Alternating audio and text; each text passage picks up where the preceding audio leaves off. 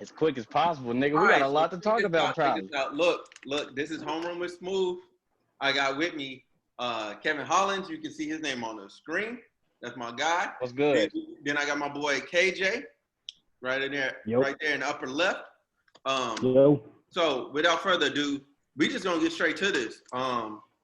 So where was we at? We were talking about Black Lives Matter and like all the basically, excuse me, sticking together. That's what we're talking about. There's no unity sticking on together. what you would consider the left right now. There's not much unity, it seems like, bro. Like, okay, there's some unity, a lot of unity, but as we were discussing, you still got people who support Black Lives Matter, but they're not gonna support Black LGBTQ people. You know what I mean? Shit like that. Okay. And I really like, okay, these racist white folks all got a common cause, and that's they all white. This would be like if we went to war with a country that could all stand together, but we couldn't get everyone in our country to go fight. Some shit like that. I don't know. No, that's facts, bro. No, what you're saying is real, and this is what we were talking about before we start recording. It's like I'm gonna say this: you can't say Black Lives Matter and not include all Black lives. And what that means is you got to include LGBTQIA. You have to include transsexuals. You have to include sex workers. You have to include single mothers. You have to include brothers who are locked up. You have to include, people that are on Black people on Section 8. I'm not gonna go down the long list of people, but you even gotta include Black police officers. Oh, definitely gotta include Black police officers. You know what I'm saying? You can't say Black lives, but excuse my language, but you can't say, oh, Black Lives Matters, but nah, fuck them gay people, or Black Lives Matter, but nah, fuck them sex workers. Like, nah, it don't work like that. And until we get to a point where we all sacrifice our individual agendas, whatever group we subscribe to, and say, all right, look, the common cause and the common theme here is that regardless, before we look at any of our other labels being, whether it's being straight, heterosexual, whether it's being gay, whether it's being a mother, a father, we still Black first. When people look at you walk down the street, they're not going to know your sexual orientation. They're going to see the color of your skin. Right. Amen to that. And that part right there pisses me off because you have people like, I don't know, like, what is it, Candace Owens and stuff. Like, I'm just going to use that as an example. Like, it's like she forgets she's Black every day. I'm like, girl, look in the mirror. I don't know if she's like super confused, first. If like, she's just trying I need you to just get on the same page as us first. Okay, I don't know if you feel like you know what I'm saying, people should be tax less and all that, like your stuff, conservative stuff. I don't care that you're conservative. Man, the thing is, my whole thing is, do you care about your people?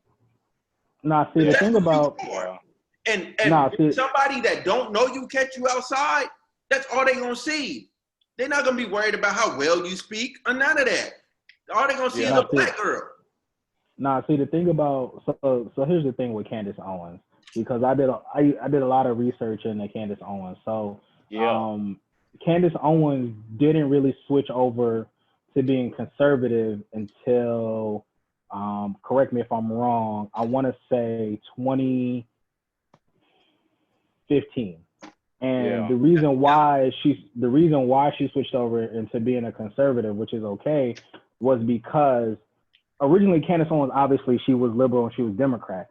But when Candace Owens went to high school in Connecticut, I believe she went to school in Hartford, she was verbally harassed and assaulted by a white student to the point where her parents at the time sued the school district for stress and harassment and won, I think, $230,000. From there, God damn. Yeah, look it up. I mean, it's all on the internet. That's and then fact. From there, that's fact. And then from there, she ended up starting a website which aimed to allow people to, bait people into arguments and gather their information in terms to combat cyberbullying. Then with that website, she was accused of trying to dox people or gather their information for malicious purposes. and she was ostracized, cyberbullied, had her information leaked. And then there was a turning point where both from people on both sides, conservatives and liberals, they both were going after like, yo, we can't have this happen. And somewhere in that 2015 realm, when she was running her organization, the name of it escapes me right now, and the website never came to fruition and it folded. More conservatives began to stick up for her and began to defend her. And so she, in a quote unquote, denounced her liberalism and became a full-time conservative. She got a job running like a conservative media agency, worked her way up to like communications lead or VP of like finance or something like that from like an assistant. It's a true like rags to riches sort of deal, you know, hardworking Black women. Yeah. And then from there, that's when she sort of became a talking piece for conservatives. But I really think like deep down, like, and when I hear people like Candace Owens, and I don't mean to ramble, but when I hear people like Candace Owens and Tim Scott and Kim Klacik and Diamond and Silk and the rest, you know, the Hodges twins and the rest of these quote unquote Black people, you know, oh yeah, we would say that, you know, they cooning or selling out and they speak on Black issues. I think it comes from a place of them not being fully educated on everything that we went through as a people, or, you know, they might be influenced by the money. Them checks must be looking really, really nice. Yeah. You know what I'm saying? But to me, I can't sit here and say that their Black lives don't matter, because at the end of the day, if any of them roll out into the street and nobody said, oh, that I know Diamond and Silk from Fox News are hugging Donald Trump, or I know the Hodges twins from having their own YouTube series, there's two Black brothers walking or driving a car, who's to say that they won't get shot? You know what I'm saying? Who's to say that they won't be the next hashtag on a t-shirt? Mm-hmm. Hey man, did anybody see the Revolt Summit that Diddy hosted that included T.I., Candace Owens, Killer Mike, and all that? It was like, it kind of went viral at the moment it happened, because T.I. told Candace she was talking that bullshit and all that. But like, I'm gonna be real with you, just from like, I wouldn't say following Candace, but like watching a couple of interviews and stuff like that. I think what it is, she one of those people who is used to doing her own research, whatnot. And the way she speaks about Democrats and the left, she sees it as if Black people are being brainwashed. I don't know if this is what she truly believes, or if she just is doing this for the money or for the, you know, the conservative side, whatever the fuck it is. But it would seem at some point there is a place of her being genuine, I guess. You know what I mean? Or at least she thinks she is. She talks about how Democrats, everything from the welfare system and how it broke up the Black families and stuff. And a lot of Republicans like to say that shit, you know what I mean? But that is something that's kind of true, you know? I feel like she might have been on the internet too much, or just convinced herself that she was being brainwashed. And then she looks at things, because she's smart, she ain't dumb, but she looks at things like, oh, all Black people have this common ideology. We're all not doing that well. We're below the average, whatever Americans, average financially, average educationally. And then she's like, this is the reason why, because we got this victim mentality and we think that everything is because of white people and all this and that. Those are some of the things I heard her say before. So it would seem to me she really believes the bullshit that she's saying, which if that is the case, huh?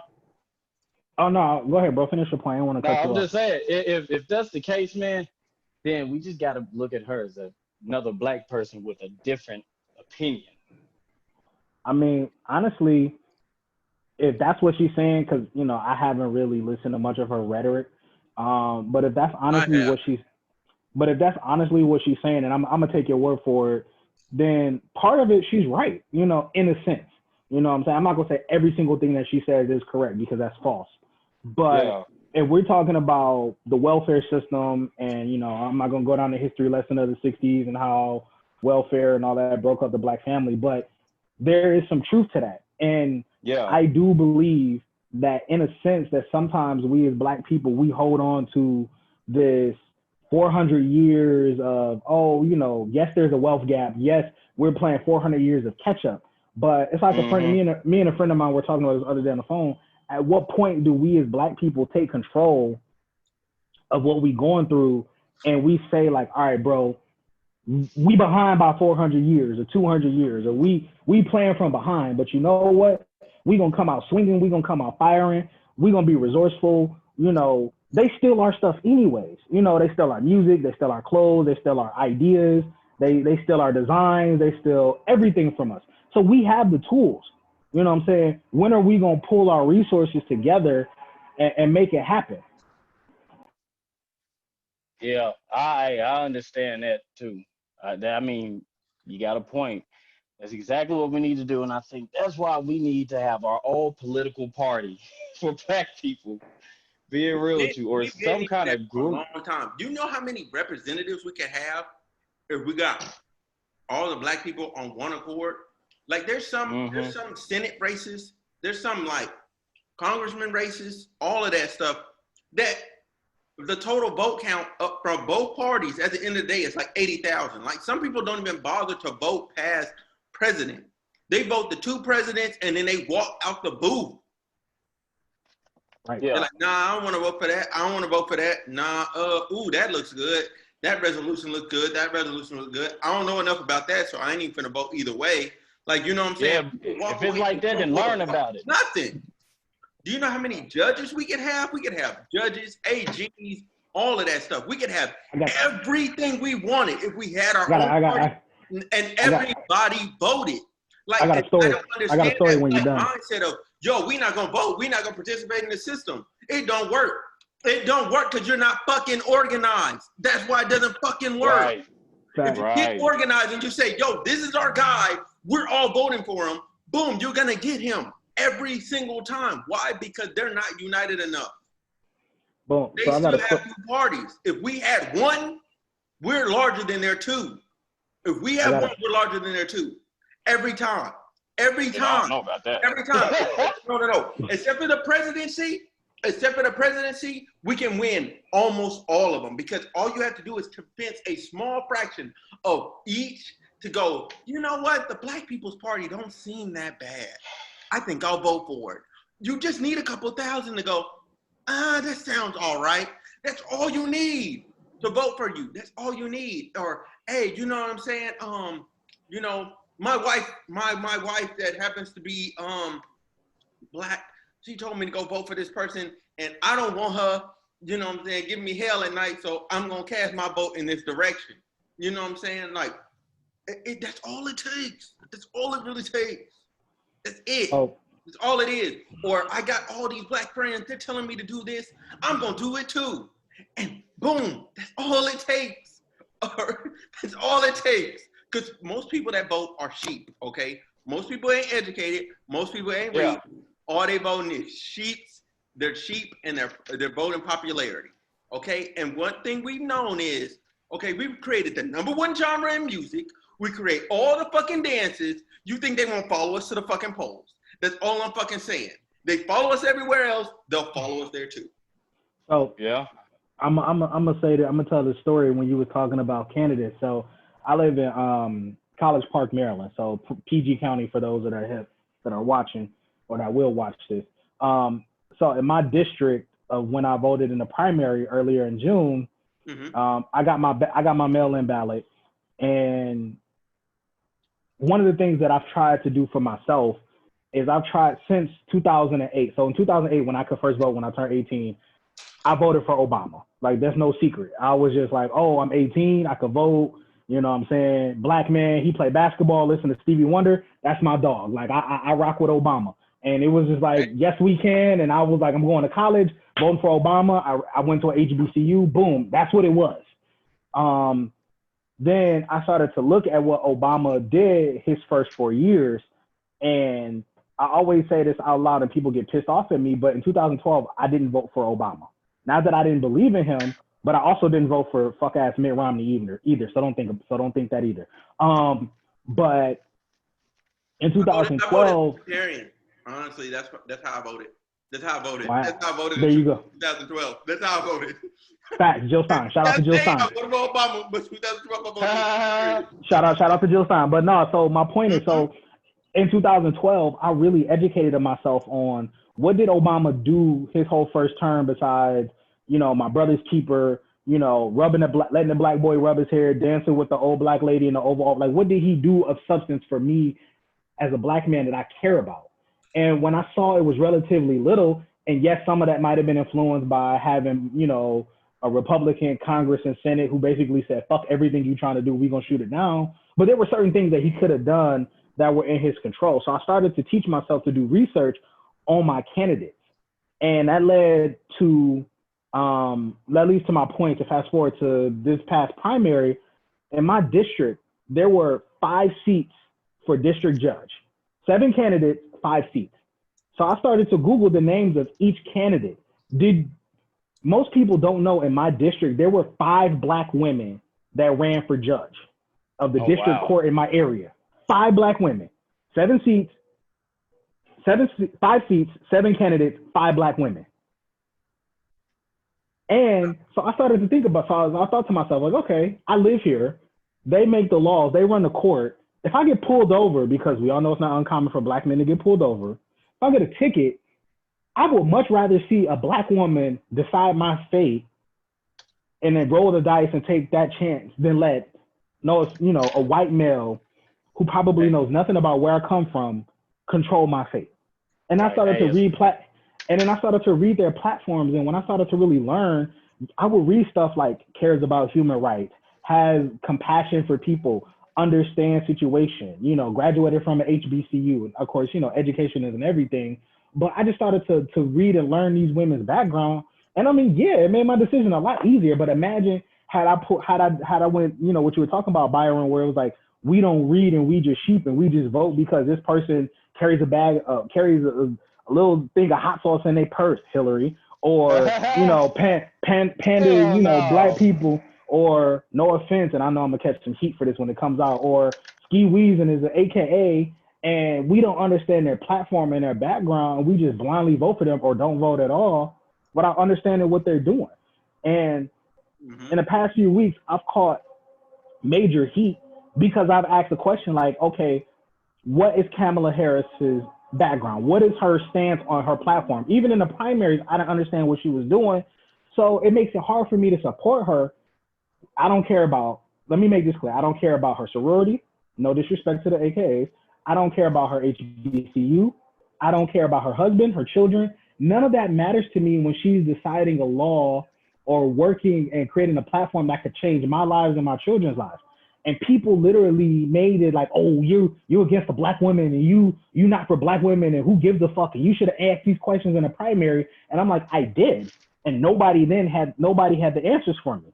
Now, granted, I did my own research, and if what they're saying is true, I fully support Kamala Harris.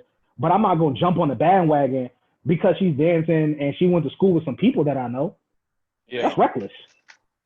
Man, that is reckless. On top of that, reckless with the vote. On top of that, with Kamala Harris, like most of them people wasn't even for her in the primaries. Like, let's keep it a band. Y'all were like, nah, I ain't fooling with her because I don't trust her. You know what I'm saying? I seen those same people turn around and be like, yo, I gotta vote for her. She's my girl. I'm like, no, she wasn't. You ain't know shit about her, bro. Cory Booker wasn't your guy in the primaries. Your guy was like Bernie Sanders, or like, ooh, I like that. I like that. Those are like the most popular. Or I want Joe Biden because I feel like he's the only one that got a chance. Or I'm for Bernie Sanders. Like, that was the camps. That was literally the camps. There was no Kamala Harris camp. There was no Cory Booker camp. There was no whoever that other guy was, that old dude on the end. There was no camp for him. There was no camp for that man. No Andrew Yang camp. Andrew Yang actually has a real camp. But it takes people that know that are educated. People that are educated and know what he's trying to do and understand the finances of it. They fool with him. Like, I fool with him. I was still more Bernie Sanders, but hey, I fools with him. I personally was a Liz Warren fan. I actually like Elizabeth Warren's platform. Hey, all I'm saying, y'all better watch this technology, bro. But in action, she is proved inadequate. Listen, I think right now in this age, we need somebody that really understands the technology that's right now, bro. And the person was Yang. He the only one that knew. When he talk about people being displaced out of the jobs and shit, yeah, that's real. That's finna happen. I think so one thing. So this is my thing though about this, about primaries and voting, and the police is policing in my neighborhood, as you can hear. My number one thing about elections now, we're in 2020. Right now, we as millennials, Gen Xers, and Gen Zs, because we're not all millennials, fucking boomers. We should be collectively laying the groundwork to figure out what candidate is going to be the best for us as a people in 2024. It starts now. Like, okay, we vote Biden and Harrison. Okay, actually live up to what they say they're going to do. We give them another 4 years. But if they don't, we need to start laying the groundwork of who's going to vote for our best interest.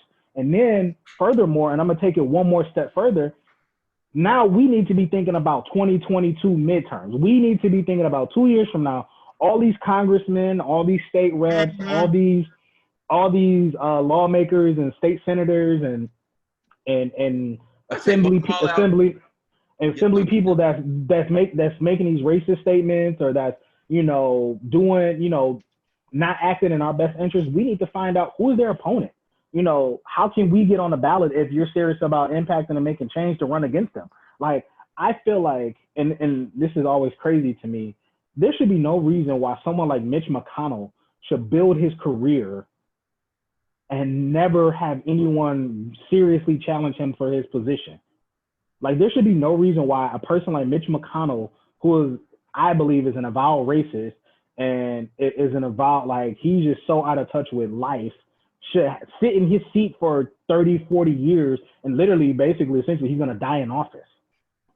You know what I'm saying? Like, I don't think if people would seriously challenge someone like him, I really think we could get him out of there. And he's not the only one, but he's just the one that I could think of that comes to mind. Yeah. Honestly, again, like, if I went back to that, black people had one party, right? We don't need to divide. We just have one party. We had one party, one candidate. We could vote him out of office. There's enough black people in Kentucky, and there's enough people in Kentucky that don't vote. We can vote him out of office. So you say all black people need a political party? It's the thing, man. Can you have a political? We had just one party. Okay. Can you have a political party that includes all black people like that without it being divided? I think yeah. What are you going to do? Force everyone to have the same ideology? No. Here's my thing. It's okay to think differently. The problem with us thinking differently is that we automatically dismiss people when they don't have views and ideologies that match up with our own. If a person, and I hate to keep using this as an example, just because that black man is gay, or just because that black woman is a single mother and chooses to be a sex worker, or just because I'm a college educated male, or because this person is on Section 8, does not mean that we don't all want the same type of equity and equality. Bro, and the problem becomes. I'll take this one step further. Because this bothers me.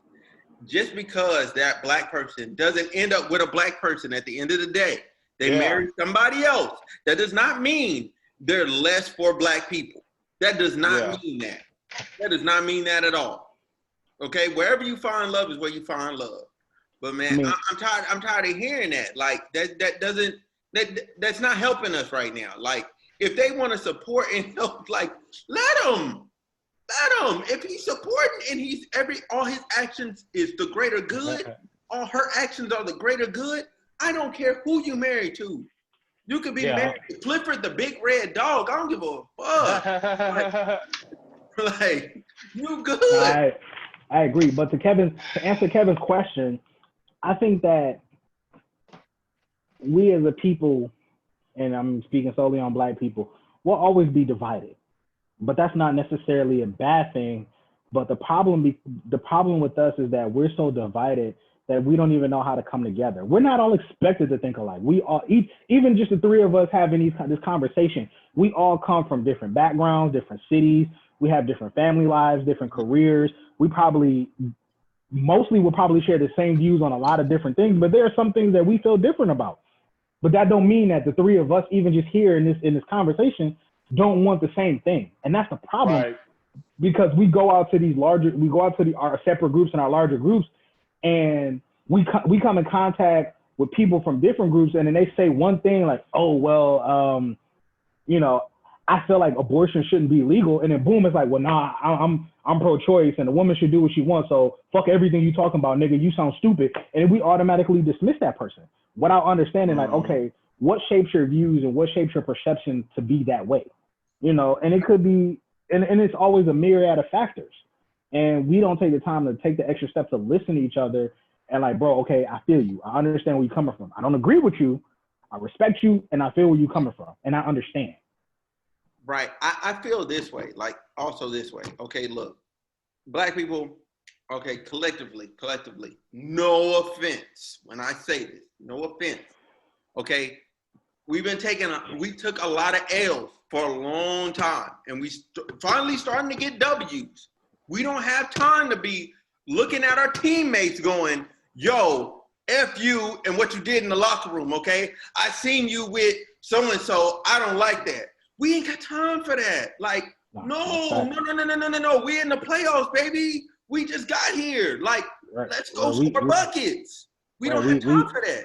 We in it to win it, bro. Fuck all the other shit is irrelevant, right? You know what I'm saying? Like, get to the end, and when everybody's celebrating and all that, and we done won the trophy, and we got our equity and our equality that we've so wanted for so long, then we can argue about meaningless stuff. But I guarantee you won't argue when you have your equality because you'll be happy and minding your own business.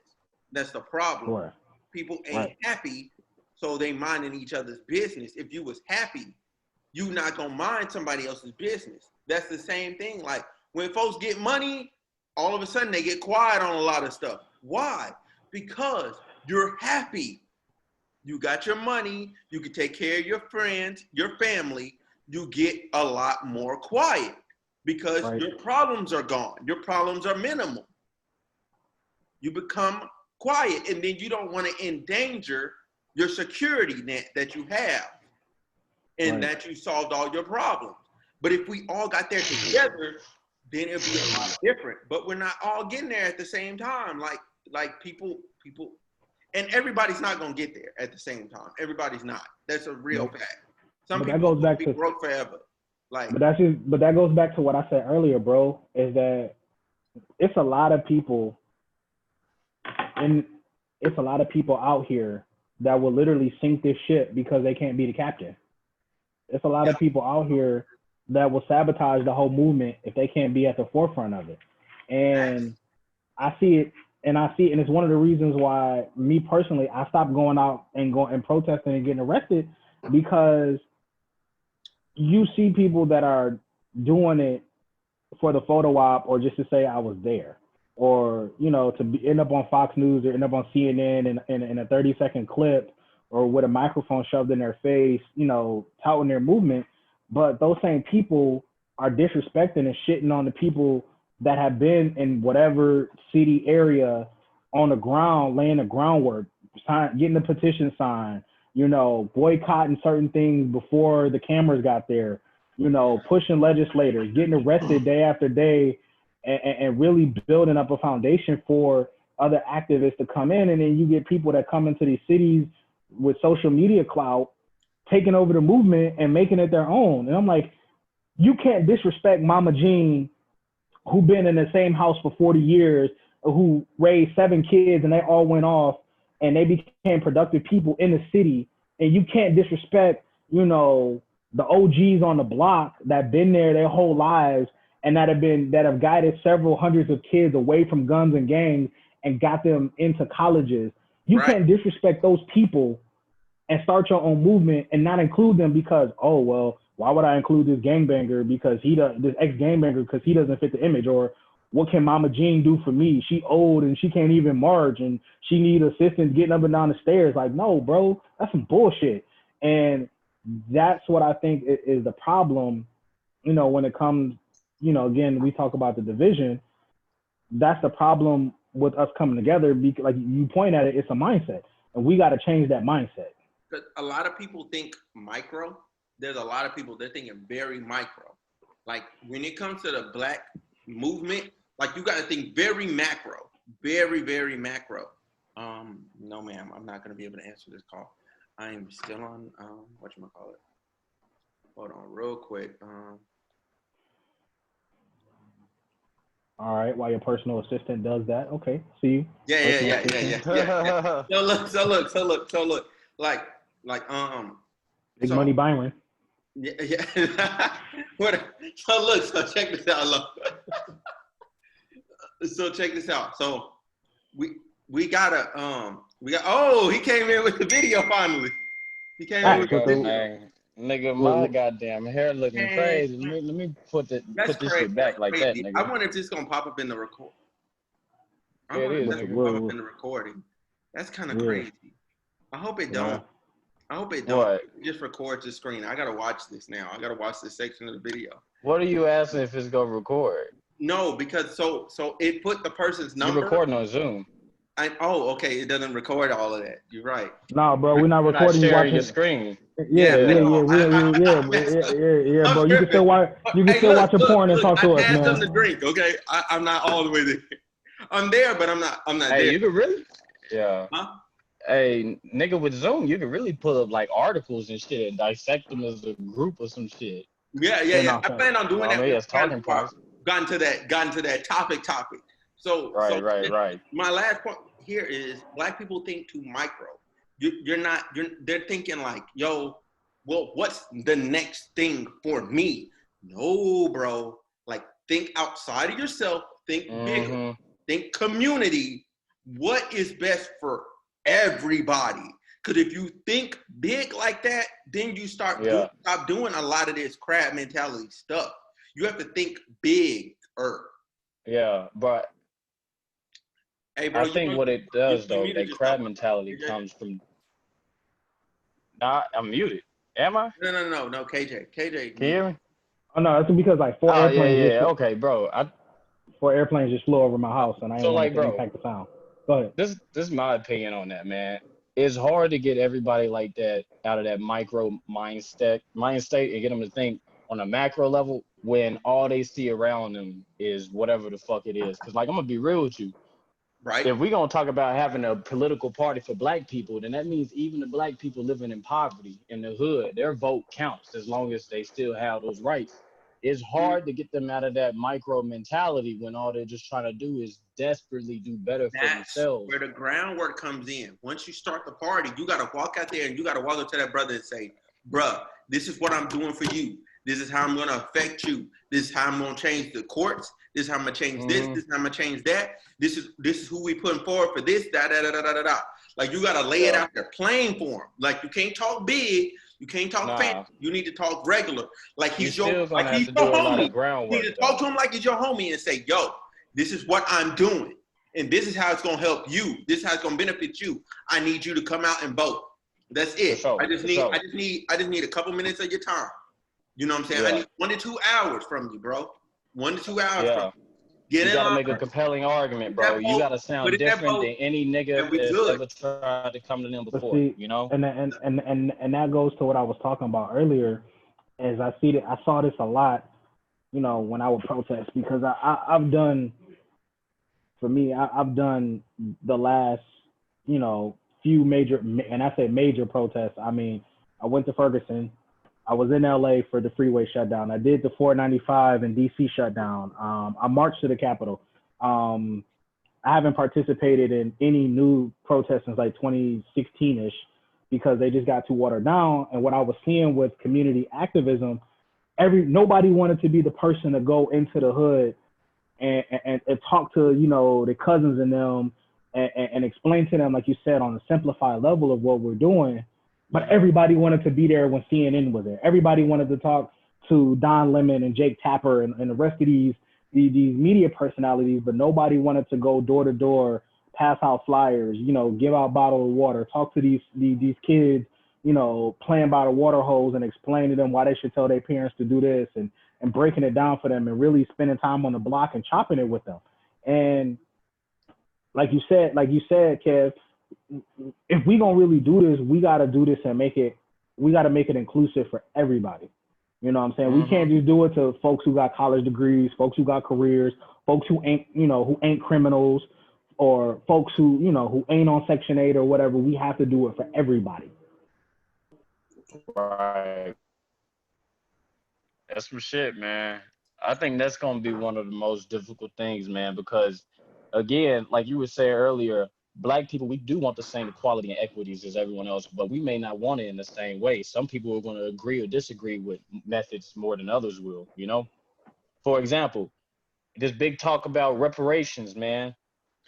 Bro, just giving Black folks money ain't going to cut it. We need more than just money in our hand. There's a lot of Black folks like, hell yeah, they need to give us reparations.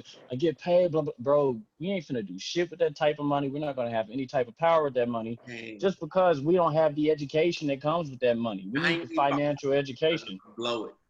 95%. Bro, if reparations included financial education and money, it's like, all right, but it doesn't, bro. Yeah, that financial literacy is key, bro. And then, yeah.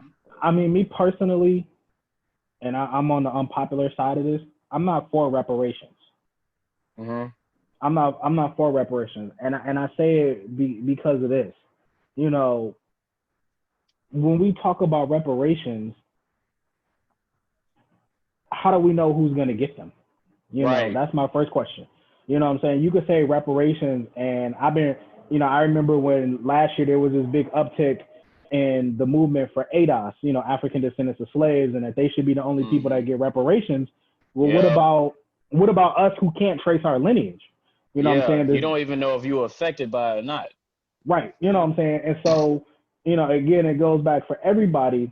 Let's just keep it 100. Let's just keep it all the way 100. Capitalism is not going to see that every single Black person in America gets reparations because it will bankrupt the entire system. If anything, can I add something in there, bro? I think capitalism for poor people, I think capitalism promotes that crab in a bucket mentality. It does. Right. I don't think capitalism really works for people who are poor, people who have no assets, people who can't take advantage of capitalism. It doesn't ever work for them. They stay at the bottom. Yeah. You're right. You're absolutely right. Yeah. But my point to that would be is we give everybody no. It's I'm outside. So we give everybody. Let's say we settle. We get reparations. Let's say we give every Black person let's say $100,000. We give every Black person $100,000. Same with it's gonna work the same as when you hit the lotto. Uncle Sam is always gonna get his cut. And I don't know about y'all personally, but I owe more than $100,000 in student loans. So my $100,000 is already spoken for because Uncle Sam's gonna be like, well, you already owe me $150, so I'm gonna just move your $100,000 over there, and you negative now instead of you being negative $150, you negative $50. So boom, there goes my opportunity to invest in my community, buy a house, clear off any other debt I may have. You know what I'm saying? So then where does that leave me? But then I got my cousins that never went to school, they got $100,000, and the first thing they do is go out and be like, you know what, I want that new Bentley truck, or you know what I'm saying. And I'm not saying that they're gonna do it, and maybe this is a misconception, but it goes to financial literacy. They sit with $100,000 and only do for themselves. They don't like, all right, well, let me pour some of this back into my community. Let me give to the little rec center that kept me off the streets, and let me play basketball until the streetlights came on, that had tutors for me so I could get my GED or my diploma or my degree. You know what I'm saying? That's we need to have an ant mentality. Yeah. You know what I'm saying? That's why I feel like we will go wrong as a people if we got reparations. Maybe I'm just assuming, but I just look at, and I'm gonna shift gears for a second. I just look at our attitude with this unemployment. And my thing is that, and I don't want to sound too inhumane about it, but I was talking to my homegirl about this the other day. If you couldn't afford your lifestyle, if you could barely afford your lifestyle when you were working, regardless if you were a busboy, if you were a bartender, if you were retail at Foot Locker, whatever, if you could barely afford your lifestyle on that salary, and you then got on unemployment because you were unfortunately laid off or you lost your job, and you still can't afford your lifestyle, then you're irresponsible. You made no cutbacks. And this is coming from someone that's been on unemployment. When I lost my job, I had a job in 2014. I lost it. I was unemployed for a year. The day I lost my job and I filed for unemployment, the first thing that I did, I looked at everything that was in my budget, and I pretty much trimmed the fat of everything that wasn't necessary. Cable, slash that. I only need Wi-Fi because I got to do my homework because I was in school at the time. All right, my phone bill. Okay, how can I cut these minutes and switch down to a cheaper plan? You know what I'm saying? My car note. I worked that joint out with the people. Like, look, man, can I refinance and make a smaller payment or make this in chunks to keep my credit good? My credit card. All right, boom. How can I pay this in advance? My rent. How can I do this? You have people that, and I'm not speaking to everybody, but you have people that literally got their unemployment plus the extra $600. The government said you don't have to pay your rent for April or May, and these people went out and bought Jordans, cars, and seafood boils. And my thing is like, I'm all for giving what you want, but sometimes you got to do what you need to do first. And I can't. You got to live below your means. Exactly. Not even live below your means. But it's like, I'm always conflicted because people always say, well, you can't tell someone how to spend their money. And I'm like, yeah, I feel you. But at the end of the day, sometimes you got to make them harsh choices to give up them Jordans and that new Hellcat Charger that you want and that them seafood feast at the wharf in order to keep the lights on, to pay your rent up in advance. Because at the end of the day, the government and your landlord ain't going to take too many L's. They ain't going to take too many IOUs. You know what I'm saying? And now we're seeing a situation where people are, I'm going to be evicted. This is inhumane. And why didn't Donald Trump, increase, bring back the 600, the extra 600? And I kind of agree with him slightly that it kind of does de-incentivize some people not to work. Yeah. Hey, real quick, y'all, man, I'm going to have to drop off here. If y'all still going on by the time I'm done with this, I'm going to hop back in, man. But y'all making some excellent points. Good conversation. Yeah, keep that up, man. I'm going to watch whatever I missed. Smooth, you got to send me the link. All right, peace. All right, bro. All right, and then there was two. Now, you know how we do. Man, so look, man, not to completely shift gear, because you made a lot of points. I have nothing to say against it. You know what I'm saying? Like, I agree completely. Even with the like, it de-incentivizes people to work. Like, yeah, there are those people. Like, I got family members that I can think of offhand. If you watch this, hi, I know you are scamming the system. I know you, and you scamming the system. Okay, I know you. I'm not gonna sell you out. I'm not gonna say your name, but I know you came in the system. Oh no, ain't doing it since I was a kid. Ain't no snitching, but we know we see. Ain't no snitching, yeah, but I know. But my thing is, go ahead, bro. Yeah, but not to completely shift gears, but this Wisconsin stuff, bro. This is what really got me on here today. Like, this Wisconsin stuff has really got me on here today. Like, the cops shooting the man in the back 7 times, you know what I'm saying, in front of his kids in a car. That's wrong. You know what I'm saying? That's wrong. But I don't even want to stop there. I really want to go to this guy that thought it was cool to go out there. Huh? I'm going to jump back real quick because I got to say this for the recorder. Yeah, go ahead. If you are a person and you watch the video of Jacob Blake getting shot and your first argument is he should have complied, fuck you. And I mean that from the depths of my soul. If your first thought is he should have complied, he should have listened, fuck you. But go ahead. Man, look. Matter of fact, in addition to that, look, there's going to be a bunch of links at the bottom of this video when it hits to YouTube. Like, there's a video of European police being able to arrest a man that had a knife. Okay? I remember that. They went through some stuff. It was like 8 minutes, but they got him arrested. You know what I'm saying? They got him arrested. And I'm like, we're America. We should be better than Europe. We're the best country on the world. How can we not arrest this man? We should have the best police force in the world. How can we not arrest him?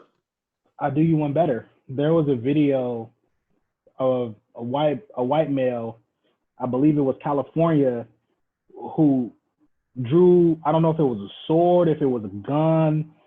He ran from the cop, ran to the car, ran away from the car. The cop chased him down the block. The cop tried to tase him first. He ate the taser, then ran down the block, and the cop still was wrestling to subdue him. Not once did this cop draw his weapon on this white brother and shoot him. And to me, that's the thing that bothers me, because being black isn't a death sentence. Being black isn't a crime. Even if Jacob Blake, on a slight instance, had committed a crime, even if he committed a crime, that does not equal a death sentence. And that's my problem, because people automatically synonymously think, oh, he committed a crime, he deserved to get shot. Wrong. Fuck no. That I can't sit by like that. That's reckless thinking one-on-one, and that's fucking racist. And that's the thing that really grinds my gears, is that you will have, you know, these keyboard thugs and these MAGA bald eagle flag waving idiots on social media that will hide behind, well, he should have listened. That was stupid. Why did he walk away? You know, why would he reach into a car? Right. Blah, blah, blah, blah, blah. I hear you, but fuck you. Because none of that shit equal this man getting shot 7 times. None of that warrants being shot 7 times. System. We literally have a justice system that is for that. The cop's job is to get you in front of the judge. Like, yo, you did some bad stuff. Let me get you in front of this judge. The judge's job is to decide whether or not you die from it. Like, they can either put you in jail for life, or they can make sure you die from it. They can give you a death sentence. They can do whatever they want. That's the judge's prerogative. Everybody, even from the rapiest of rapists to the pedophile of pedophiles, deserves a day in court. Man, I'll say something wild. This is a wild statement. But this is the truth. This is the truth. Even in World War II, okay, they went in there to arrest Hitler. Hitler even deserved due process. That's crazy. Right. Even he deserved due process. Right. You telling me a black American does not deserve due process? You're crazy. You're crazy. But it's like I just posted though, man. When you talk about the justice system, this shit isn't broken, bro. This shit is not broken. And people are like, oh, the system is broken. The system doesn't work. It's flawed. It's broken. And I'm like, no, the fuck it's not. And everybody's looking, well, what do you mean? The system is doing exactly what it was designed and intended for, to protect the best interests of wealthy white males.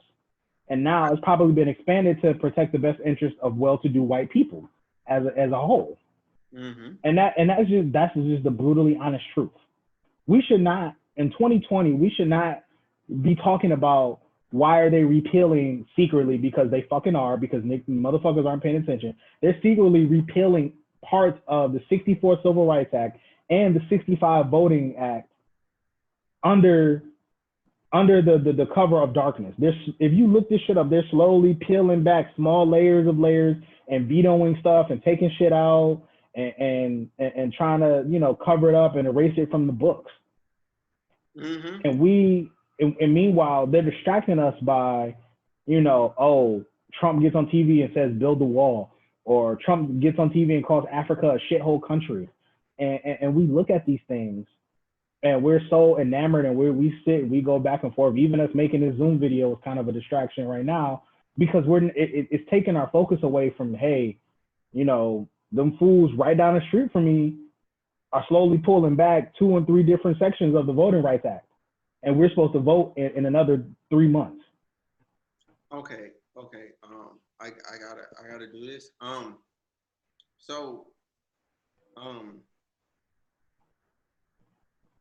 What was I finna say? Crap. I forgot it. Wisconsin? I forgot it. No, so anyway, my point and where I'm going is, like, I feel like we as people got to like really like we got to try and like the people that can. Okay, the system that set us up to where, you know what I'm saying, Black people are catching felonies left and right.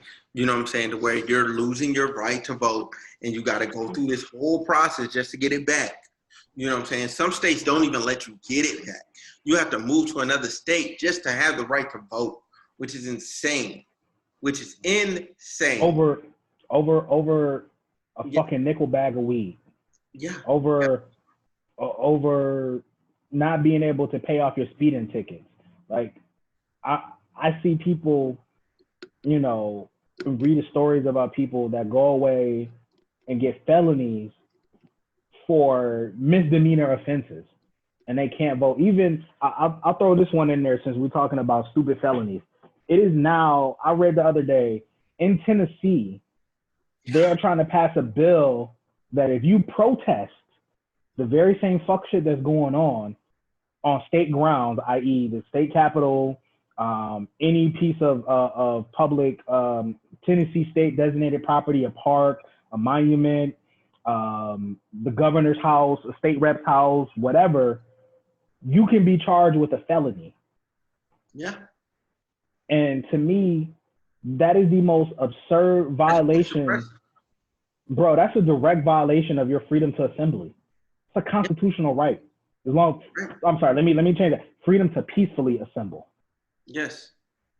Yes, you should be able to peacefully assemble outside his house and demand more from it. Because when we were America and we were a village, we were just villages, people used to do that. People used to go, yo, where is what's his name? I forget what his full name is, but Benjamin or whatever. You know what I'm saying? Benjamin, whatever his name is, like that's on the, is he on the 100 or he's on the 20? Ben Franklin? Ben Franklin, yeah. Yeah, they go to his house. Yo, what's going on with this? They would literally, en masse, go to your house with torches like, yo, what's going on with this? We need answers. Facts. And at night, and he would come out on the thing and answer your questions. Right. And he would come out and answer your questions at night. Right. Because he's a representative. He is a civil servant. His duty is to you, the people. Right. His duty is to you, the people. You can't make that a felony to pull up to his house and go, yo, what are you doing? We don't like this. Right. That's your representative. Right. You work for them. Those 1,000 people outside, those are all your bosses. All 1,000 of them are your boss. Right. Meanwhile, they're equal parts your boss. Even if they didn't vote for you, they are your boss. Right. Meanwhile, you got the Kentucky Attorney General, what's his name, Cameron. You got this fool. It's been 2 months since Breonna Taylor was murdered, assassinated, or whatever. 2 months, 3 months. Yeah. In that time, this man who was tasked with charging these 3 officers, he's had an engagement party, he's gotten married, and even as of last night, he spoke at the Republican National Convention. When his duty should be charging these 3 officers that murdered and assassinated Breonna Taylor. And I'm gonna shift gears going back to Wisconsin because I know you wanted to talk about the shooter. It goes to the point of white privilege. So you make it a felony for people to peacefully protest on state ground in Tennessee, but when we started this pandemic and masses of white people were rushing state capitol buildings in every state with AR-15s and full-blown militia gear over the right to get a fucking haircut or to get their nails done. Right. Like, where's their felony? If anything, that should be a felony. I have a friend who is a state, you could look it up. She's a state rep in Michigan. She had to be escorted to fucking work by a black militia because she was threatened by the same white people who were protesting. I know what you're talking about. Yeah. By the same fucking white people who weren't protesting any injustice, who weren't protesting Black Lives Matter, who weren't protesting cop killing, but were protesting the right to get a fucking haircut and not have to wear a mask that protects them from a global pandemic. Then, shifting back to this whole Wisconsin bullshit, you have a underage white male with an illegally acquired gun walking down the street, shoots 2 people, walks right past the cops. Okay. They ride right past him. So look. So no. It's even better than that. Look. I'm gonna break this down step by step. Cause I rewatched the video again before I got on here. So look. That boy. What? Hold on. Nah, cause I had it pulled up in my phone. Cause I'm finna. What's that boy name? I didn't catch his name. No. I got his name. Hold on. Cause I'm not going nowhere. Without. Cause they quick to throw black people under the bus, man. So I'm finna go. So look. So Kyle Rittenhouse drove all the way from Illinois. And matter of fact, I'm gonna give you the city he came from. Hold on. Give me 1 second. Hold on. Your time, bro. I ain't going nowhere. This boy drove from. No, that's Lake County. That does not tell me what city he's from. City he drove up there from. He drove from Illinois, which is a totally different state. What city is this boy from? They said it, and I'm kind of mad I can't find it. I thought I screenshotted it, but I didn't. Mm-hmm. So anyway, he's from Lake County, Illinois. Right. That much I can give you. For fact. He's from Lake County, Illinois. Okay. I'm finna Google map that thing and I'm finna show it to you on screen. Where he from? Hold on. Let's see.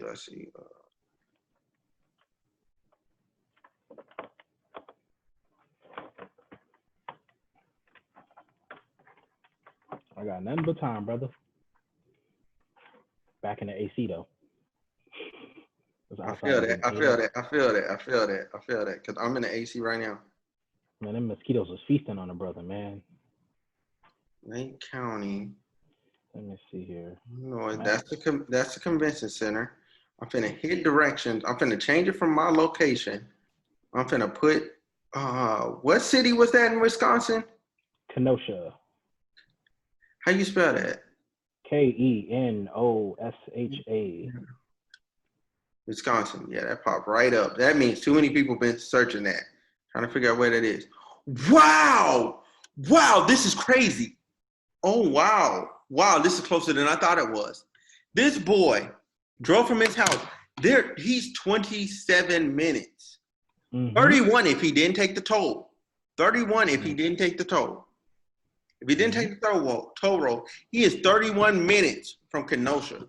So he did a simple drive over state line from Lake County, Illinois.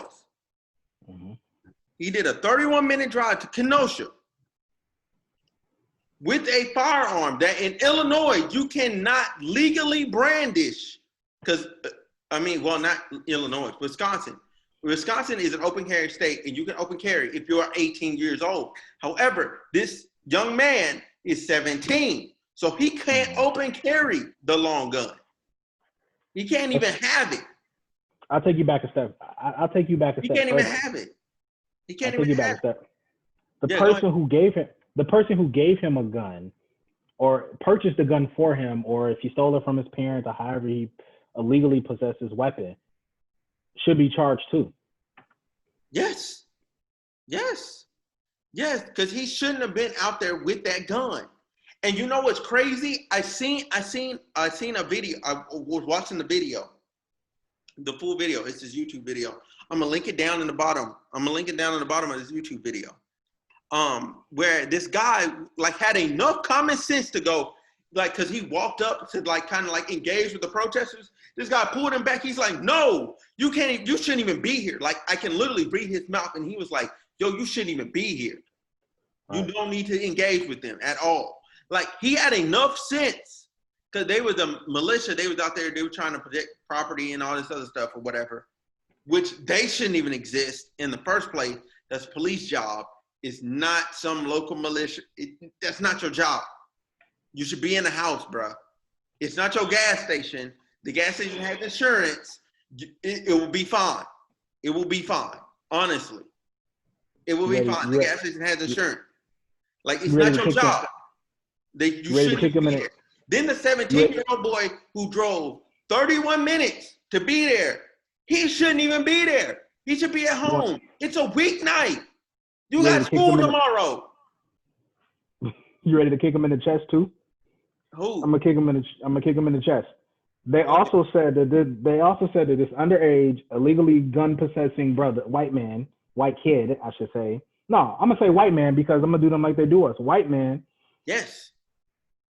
Was allegedly connected to somebody in law enforcement or acting on behalf of law enforcement. He was, dude. I seen oh man, I bit my tongue, man. I'm so mad.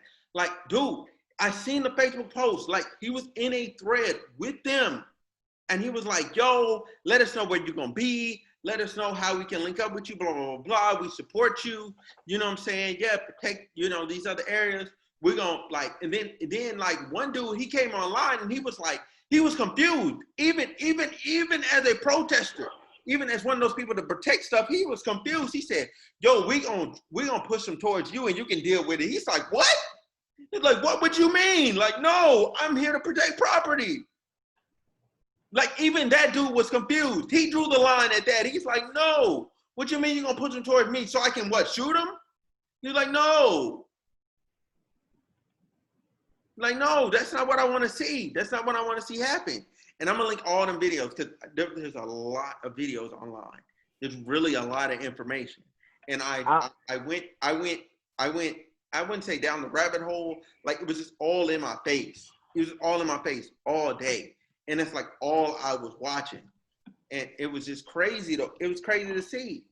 It was crazy to see play out. Because you can literally see play by play of the whole night of how that man got to where he was. Mm-hmm. You know what I'm saying? You can see where, you know what I'm saying, like, basically they was trying to defend the gas station or whatever.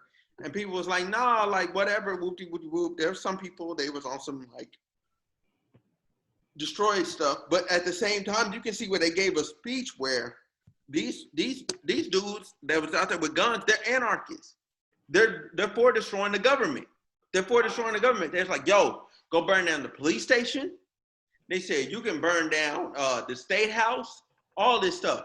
Just don't touch the local businesses. You know what I'm saying? We support Black Lives Matter, but we want y'all to go do this. Which basically they like, go act on our behalf. You know what I'm saying? Go destroy this thing on our behalf. Because that's what they want. That's what they really want to do, but they don't have the numbers. They don't have the masses for that. You know what I'm saying? But we have the numbers, we have the masses, and we're angry. You know what I'm saying? And since we're emotional, you know what I'm saying? When you're emotional, sometimes you're easily swayed, you're easily controlled. But those people weren't going for that. They was like, nah, I just want to destroy this gas station. I just want to loot this gas station or whatever they was trying to do to the gas station or the area around the gas station, the little shopping center that it was in or whatever. The video cuts and it goes like, and then it goes to this guy that was getting into it with him, ends up chasing him down, and he's like, no, you know what I'm saying? No, come back here. What was all that shit you were saying? Or whatever. You know what I'm saying? And the crazy thing is, it's another white guy. Right. He turns around and busts that dude in the head. Shoots that dude in the head. He's good as dead. He's good as dead. The paramedics ain't coming. Nobody's coming. None of that. He's good as dead. As soon as I seen him on the ground, he's good as dead. The man, Kyle Rittenhouse or whatever, gets on the phone, calls somebody. That somebody says, yo, you need to get up out of there. You need to run. You need to go over here, blah, blah, blah, blah. Boom, he takes off down the street or whatever to get away. Hands up and walks literally right past two police tanks. No. You went too far ahead. I went too far ahead. Too far ahead. Okay, keep going. We're going back to where he's running. So he's running. Now, all these citizens of America, see this man commit this murder, and they're like, yo, go get him. He committed murder. He's trying to flee the scene. No, we want him to be here for when the police get here. So they run off to go catch him or whatever. That's the main video that people see. That 1 minute and 40-something seconds, that's the main video you see or whatever. Like the guy with the skateboard and hitting him upside the head, all that stuff, that's what you see is citizens trying to make a citizen's arrest of a man they seen commit a murder. They really don't have the context, but they seen him shoot a man in the head. They're like, yo, we need to go get this guy. He shot him in the head. He's trying to run away from the scene. He's trying to flee the scene. We're not going to let him get away with this. We're going to hold him accountable, which is well within your rights to do a citizen's arrest. That's what the grounds are for a citizen's arrest. You have to be witness to a crime. You have to be witness to a crime, and then you can do a citizen's arrest. So all they was trying to do was hold him down so the police could get there. They run up to him. The guy hits him with the skateboard to stop him or whatever. Like, hey, you can get into whether that's assault or not. I don't really care because he already committed a crime. He shot a man in the head. All right. So cool. They went over. He hit him in the head with the thing. He pulls up. He turns over. He rolls on the ground a little bit. He turns over with his gun. He starts shooting people. Boom. He shoots one guy in the stomach. He's dead. Boom. He shoots one guy in the arm. That guy is basically finna be an amputee. He's finna be an amputee. There's no way around it. He's an amputee. He shot him right in the joint or whatever. His arm is basically just dangling by skin. Okay? He's an amputee. Ain't no amount of surgery gonna replace your nerves, bruh. You're done. He's an amputee. The third guy, he's an amputee. The third guy that had the arm shot, he'll live. The guy that got shot in the stomach, he's dead. The guy that got shot in the head, he been dead at this point. He been dead. Now, what you get to is what KJ was talking about was, now the guy gets up because everybody's scared of him now because he even fired off an extra 2 rounds into the crowd for no reason. Why? Because he's 17 and he shouldn't even have that gun. He's scared. He walks up to the police as he's walking up. He does some weird hand sign thing or whatever, and they like, they start talking to him or whatever, and they're like, okay. They kind of just blow by him and they just start going down there to like, okay, somebody was shot. Okay, cool. They don't even stop the man with the gun. Had he been black, I guarantee you he would have been stopped or shot before then. Well before then. He would have been shot, bro. Come on, let's keep it 100. Yeah. A black man in that circumstance, he would have been shot, no question. We already get shot and we don't even have fucking guns. Right. And they allowed him to flee. He drove back to his city of Illinois, back to Lake County, just to then be arrested later on today. He did that mess last night and didn't get arrested till today. Somewhere along the middle of the day, I don't know when it happened because my phone was dead.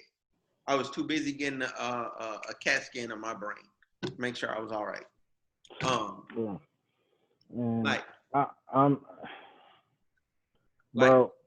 I hate it. Go ahead. Yeah, so now he's being sent over to them, and he already got charged in Illinois with fleeing from, from Wisconsin, from a charge or whatever. Then he has the charges that are in Wisconsin, which is basically 2 murder charges. He has 2 murder charges pending. Mm-hmm. Whether first degree, second degree, whatever you want to say. Like I doubt they're gonna give him first degree because even though I feel like it was premeditated, like you went there with this gun that you shouldn't have, like he guaranteed he needs to be charged with illegal possession of a firearm, which they haven't done. Illegal possession of a long gun, which they haven't done. They haven't done that. They haven't charged him with that. which he should be because he's 17 and he shouldn't even have that gun, then he needs to be charged with murder, 2 counts of murder, 2nd degree, and then he needs to be attempted murder for the other guy who lost his arm. So far from what I'm reading as of this afternoon, like 2:30, it says, this is on NBC. I'm reading it as we're talking. Cool thing about picture in picture. It says that so far he's only been charged. He was arrested earlier on a charge of 1st degree intentional homicide. That's it. Yes. That is something that can be 1st degree. That's it. Well, I was just speaking to what else you feel like he should be charged with. I feel like it's a start, but again, I mean, like that carries a lot more weight than 2nd degree murder. No, I agree. I agree. I guess, but excuse my skepticism, but I mean, we've kind of seen this before, and I feel like he's gonna be the outlier. He's gonna be put in the same category as James Fields. The James Field was the white guy who mowed down the protesters in Charlotte in a gray Camaro or Challenge, whatever he was driving. So I definitely think that he'll be one of the few, but did that guy I thought he went to jail. No, he went to jail. That's what I'm saying. James Fields got charged. He got charged. He's doing like 2 life sentences or something like that for those for those murders. Yeah. Sounds great. But, to my point, is I think that they'll get this white man, on these charges, and he'll end up somewhere between, life and 20, 30 years, whatever the case may be. But my skepticism is always, like you just mentioned, that the victims, respects to their families. What if they were black? And I hate to bring race into this situation, because when anyone loses their life, it's always sad, black, white, indifferent. But what if they were black? What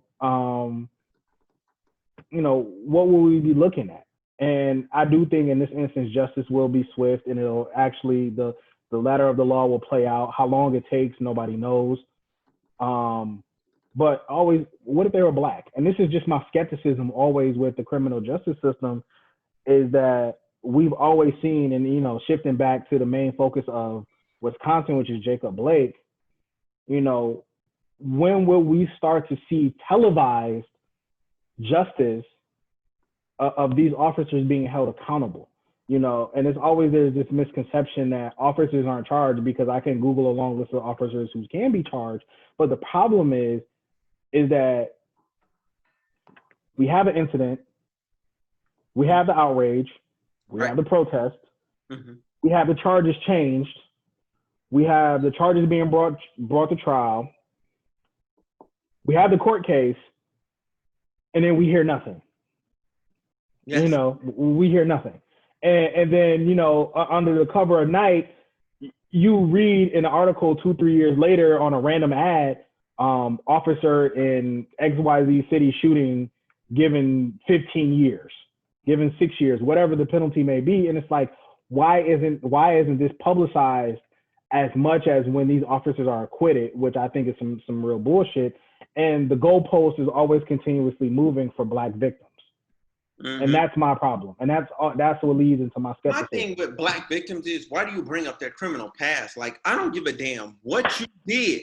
I don't give a damn what you did previously. I don't care how much of a shitbag you was. You could be on the right path at that point. You could be doing better. We don't know, and we don't get a chance to know. Why? Because you're dead. Right. They don't care about that. All they do is bring up, oh, well, he had this past charge. Like, that doesn't matter. Yeah. That does not matter. It doesn't. Just because you shoplifted 50 times does not mean you are the person that shoplifted out of Macy's this one time. That does not mean that. Right. Doesn't mean it. Oh boy. I mean, I'll just say we got a long way to go, bro. And I feel your anger coming through on the Zoom. Like we have an extremely long way to go as a people, speaking specifically for Black people again, to impact and change in the criminal justice system. And the only way that one of the ways that we can do that, it goes back to voting. We got to start finding people that will run for these offices, these judges, these attorney generals, and they won't be Daniel Cameron. They won't be, I can't think of another example. They won't be the brother. They won't be brought. They won't be the brother in Ferguson. The people in Ferguson who acquitted Michael Brown's killers, or the person in Florida who acquitted Trayvon Martin's killers, or Sandra Bland's killer. We got to find people that will look at this and say, hey, we need a Marilyn Mosby. That's what we need. We need someone like Marilyn Mosby who will call these officers to the carpet like, look, you officers were responsible for killing Freddie Gray. End of story. And I'm not going to be intimidated by you all with your bully tactics, but I'm going to charge you all and see that you are prosecuted to the fullest extent of the law. Right. And we got to find candidates like a Marilyn Mosby that are willing to step up to the plate and willing to take on these challenges against a corrupt system that will try to bully them, intimidate them, nix their power, strip as much power as humanly possible away from them, that allows them to effectively do their job. Right. And that comes to voting. If we can vote, if we can get people in that will represent us, because let's not act like there aren't Black people that run for a lot of this stuff. There are Black people that run for a lot of this stuff, but we don't support them. We don't show up to the polls. We don't even know who they are. They're just a random name that's on there. You won't know unless you've done your research. You won't know unless you've done your homework. Like you have a responsibility as a voter as well to do your homework on who's on your ballot. What issues are on your ballot? How does that affect you? So you don't look like these dumb people in California who voted for this bad law that end up not even funding the stuff that you wanted it to fund. It doesn't even do what you wanted it to do. It's just a major inconvenience. And you voted for it and you're like, oh, well, I thought it did this. No, you did not read. Your reading comprehension level is below the 5th grade. And you are an alleged high school graduate. You're an alleged college graduate and your reading comprehension level is that low. There's a problem with that. Mm-hmm. There's a problem with that. You need to do your homework. You know what I'm saying? Nobody's going to sit down in front of you and lay out, okay, here we go, guys. This is what you should vote for. This is this. Nobody's going to do that for you. It's your right. It's your job to do that. It's your job. Do that shit, man. Stop playing. Like, man, like a lot of people are just playing, man. Like you can act all upset on the internet and do all this other stuff that you want to, but if you don't execute change, then you might as well just shut up. You might as well just shut up. Just swallow all that, all them feelings, all that emotion, swallow all of that. Because you fake. Facts. No, you fake. I agree. I agree, bro. And you speaking, you punching a lot of people in the chest right now, because a lot of people are quick to say what they'll do on social media, but they won't educate themselves to go vote at the polls. And I mean, it's not something that's not hard to do. You know what I'm saying? It's not like the information is readily available, and I mean, literally, it's right there. It's literally right there. So look, California, my first time voting in California, on the ballot, on the sheet, first time voting in California, that was 2 years ago. That was 2 years ago, I want to say. It was 2 years ago, because last time when it came time to vote, I actually wasn't here and I didn't order my absentee ballot because I didn't know I wasn't gonna be here to do the midterm election stuff. I didn't know I was gonna be here. I was TDY, I was somewhere else. So when it came time to like do that or whatever, right? I was out of state. If I had known, then I could order my absentee ballot and I could have did it in advance. However, my first time voting, I said, okay, these are the things. Okay. Granted, I didn't do all my research in advance. But when I got there in that line and I got handed that thing, because they hand you a thing and they say, hey, do you want to read this? I read it and I said, wait, what is this? What is this? What is this? Okay, quickly, I pulled out my phone. I said, yo, let me look all this up. Let me look all this up. I immediately turned to everyone in the line that could hear me. I said, look, this is how you're voting on these issues, because I guarantee you, just like me, you're in my same tax bracket. It is no, no, yes, no, no, yes, no. That is literally what it was, because most of those things did not impact you positively. It required more money out of your pocket, and you don't have that kind of money. I don't have that kind of money. Rich people, it's another dime. It's another dime for you. When you're over $1 million, it's another dime for you. But for you, it's whether or not you're gonna have all your car note, all your rent payment. It's gonna make a difference whether or not you can go out tomorrow night. It's gonna make a difference. It's gonna add up over time. It's gonna add up whether you can afford your kids' extracurricular activities. It's gonna add up. You know what I'm saying? Like, I was breaking it down to the girl that was behind me. I said, look, you got kids? It's like, yes. Can you afford this on top of all the other things you're paying? Can you afford this? And she's like, no, I can't afford, because I just gave her a number. I was like, $300. I was like, $300. Can you afford that $300? She's like, nah. Like, immediate. It was immediate. Nah. And I said, okay, well, if you vote yes for any of these, you might as well kiss that $300 goodbye. And that was over the span of 6 months. I didn't even go to what it looked like over a year. I said, that's 6 months. You add a $300. You a single mother of 2. You add a $300. You don't have time for that. And you make too much money to where you don't qualify for food stamps and all that. So you in super struggle mode. Because people don't talk about the people that are in between. Nobody ever talks about the people that are in between. You make just enough to where you don't qualify for food stamps, but you make just enough more to where taxes bring you down to where you need food stamps and you don't qualify for them. Yep. Nobody ever talks about them. Yep. Nobody does. Nope. And that's the situation she was put in. And shoot, like, that's what it was. Like, and I tried my best to educate everybody that was in that line. We still end up with the stupid straw law. We still end up with the stupid bag law. We still end up with the stupid gas taxes, which the state has proven that they don't know what they're doing with our tax dollars. Like, they've proven it. Like, we are most, like, over 70, I think it was like 72 cents right now. That is tax on our gas. That is tax. Our gas right now in some areas, you know what I'm saying? I say average is $3.19. Wow, $3.19. Bro.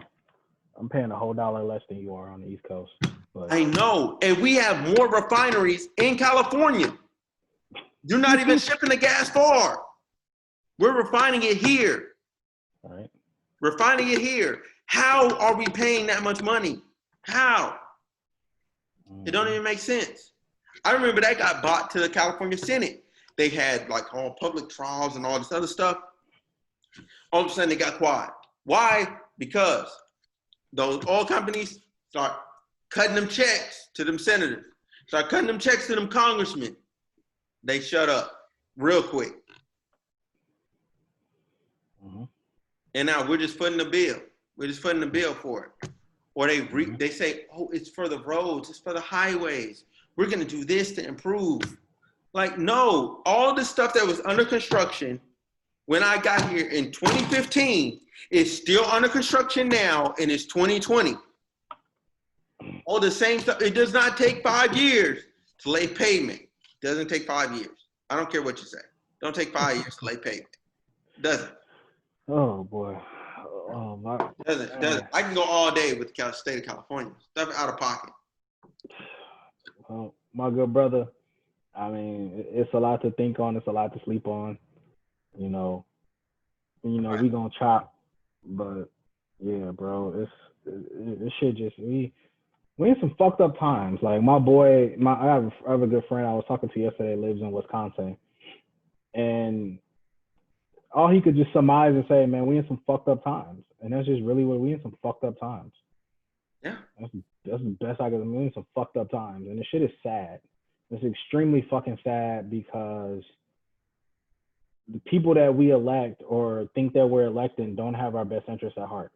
And the people that uphold these positions feel like we owe them something. And I'm gonna say this, and I'm about to jump off. But my number 2 gripe is that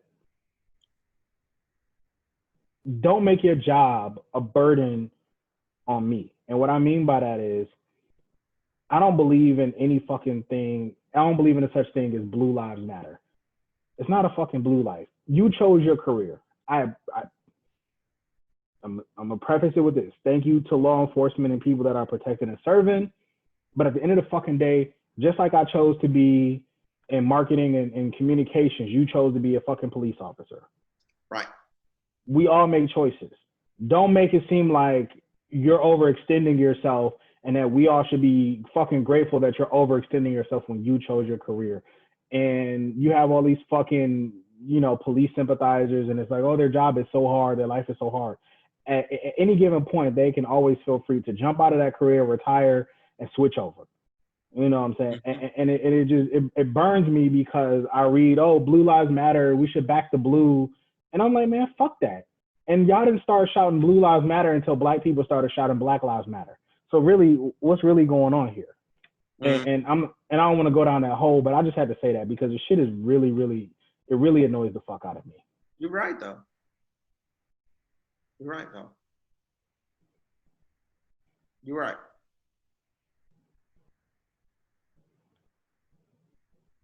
You're right. And hey, like, that's it.